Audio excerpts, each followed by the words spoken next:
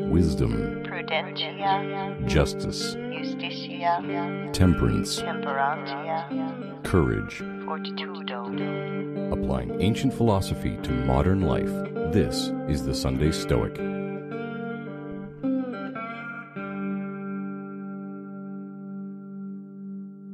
Today we have a special guest. Carmelo is going to talk to us about Stoicism and illness.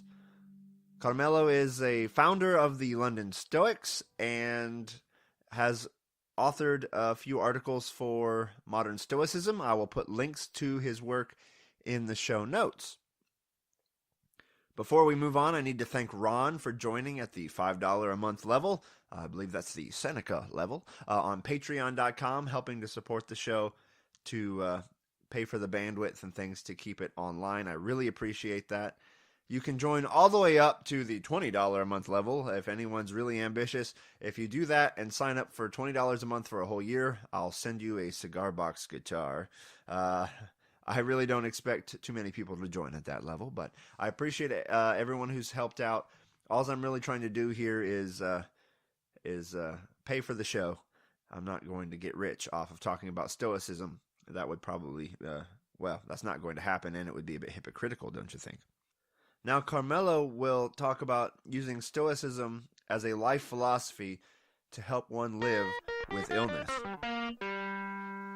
Hello everyone, my name is Carmelo. I want to thank Steve for having me on his podcast. But before I start, can I just say a couple of why I like Steve's podcast? Also because I was meant to write a review on iTunes and I couldn't make it for technical reasons. So I'd like to pay my dues to the man right here, right now. So I find that Steve is very modest in his approach, in a Seneca-esque kind of way. I guess I've just made that word up. There's no pretense about him. He's got a lovely catching guitar intro and outro. Na na na na na na na na na na na. And not to mention the cardinal virtues, which are uttered in Latin, justitia, fortitudo, prudentia, temperantia, touch class. I forgot to mention times when he puts on silly voices. I'm sure he wanted to be an actor when he was a kid. All the times when he records under his own Stoic porch with the sound of the birds singing or the rain falling in the background. I find it very atmospheric. And for those of you who don't know, Steve lives in Arkansas, which is apparently quite leafy. I didn't know where Arkansas was, and so I had to look it up. And neither did I know that the S in Arkansas was silent. Oh, the whimsicality of the English language. Never cease to surprise me. But anyway, enough about Steve. Let's talk about me now. My name is Carmelo. As I said, I'm Italian. I've been living in London for 21 years now. I came to Stoicism about 3 years ago. And over a year and a half ago, in fact more than that, I set up the London Stoics group. We meet monthly in London, and you can find us on Facebook. I'm also a member of the Stoic Fellowship, an organization which aims to support the creation of Stoic communities around the world and facilitate the connection between them. I wrote an article called Stoic Resilience in the Face of Illness, which you can find on the Modern Stoicism website, and another one called Stoicism and Illness, which is more like a summary, really, of a presentation I gave at London Stoicon X 2017 on the same subject. So by now you will have realized I have a particular interest in illness, or maybe it's illness that has a particular interest in me. I've been living with HIV for 20 years now. I've also got other ailments, but I don't want to give away too much at this stage. And Although I'm obviously interested in what Stoicism has to say with regards to illness and the ways in which the philosophy can help people with an illness manage their condition better, my interest lies in the whole of the philosophy and not just what we might refer to as the self-help part of it. Because I do believe that when all said and done, that there's something short-sighted, even counterproductive, and pretty unstoic when we reduce everything to our own troubles and strife, to poor little me. Because Stoicism is much more than that. So I'm going to proceed without further ado to read the 4 quotes which I've selected for the occasion. And the first one being from Marcus Aurelius, and it reads, "This is not a misfortune, but to bear it nobly is good fortune." So here is Marcus Aurelius hinting at a pivotal idea of Stoicism, i.e. that the adverse circumstances that we deal with are not bad or a misfortune in themselves, but rather indifferent, and that the only thing that truly matters in this case is our response to them. So do we react with a sense of acceptance, with a sense of amor fati, with fortitude, with endurance, with patience?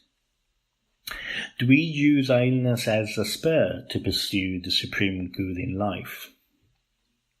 The next quote is from the Enchiridion of Epictetus, and it goes, "Show direct aversion only towards things that are under your control and alien to your nature, and you will not fall victim to any of the things that you dislike. But if your resentment is directed at illness, death, or poverty, you're headed for disappointment." So here Epictetus is talking about the what we technically call the dichotomy of control, and how some things in life are under our control while some other things like poverty, death, or illness are not. Not wanting to accept things like death or illness, not wanting to relinquish control of them can only make us angry or sad. The third quote is instead from Seneca, from an essay called On Providence. "Why then do you wonder that good men are shaken in order that they may grow strong? No tree becomes rooted and sturdy unless many winds assail it. The fragile trees are those that have grown in a sunny valley." So in this passage, Seneca is talking about what we would today call post-traumatic growth, or PTG. It's the idea that a big negative event may act as a catalyst for change. It can help the person grow in different ways and make us stronger. Like the saying goes, what doesn't kill you makes you stronger. And now the last quote is from Seneca again, from an essay called On the Healing Power of the Mind.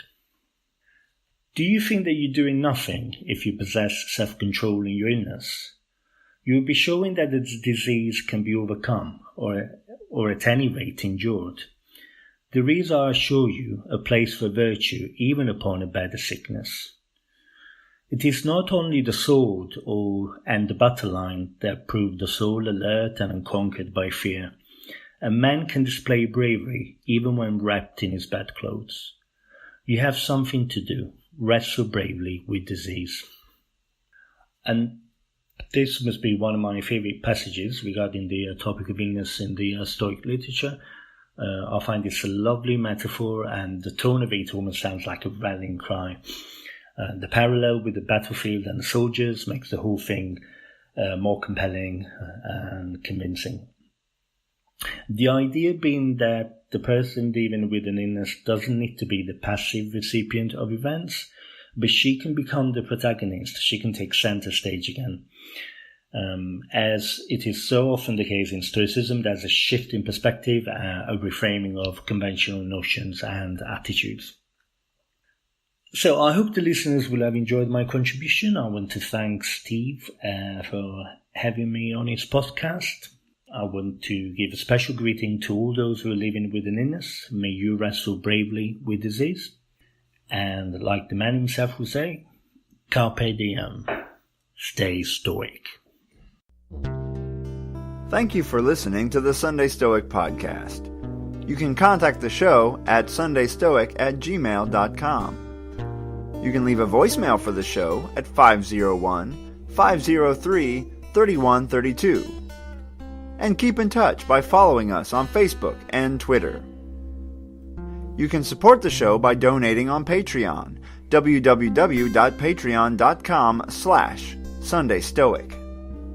You can also help us out by rating us on iTunes or whichever podcast provider you use. Thank you for your support. Carpe diem.